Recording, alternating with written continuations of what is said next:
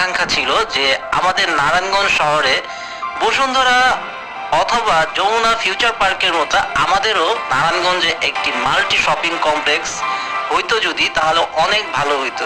শেষ পর্যন্ত এই অপেক্ষার অবসান হচ্ছে।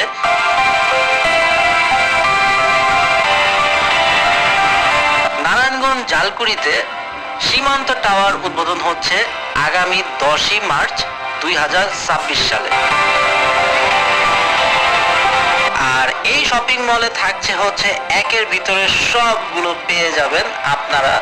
এখন থেকে আর আপনাদের কারোর ঢাকা যাওয়ার প্রয়োজন নেই। আপনারা চাইলে পরে আমাদের নারায়ণগঞ্জের সীমান্ত টাওয়ারেই কিন্তু সবকিছু সেরে ফেলতে পারেন।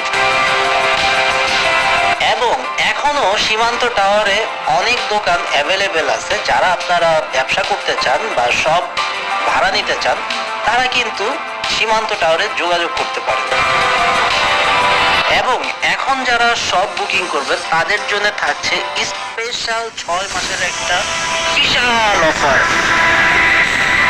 আর আবার বলে দিচ্ছি, সীমান্ত টাওয়ারের লোকেশন হচ্ছে জালকুড়ি বাস স্ট্যান্ড,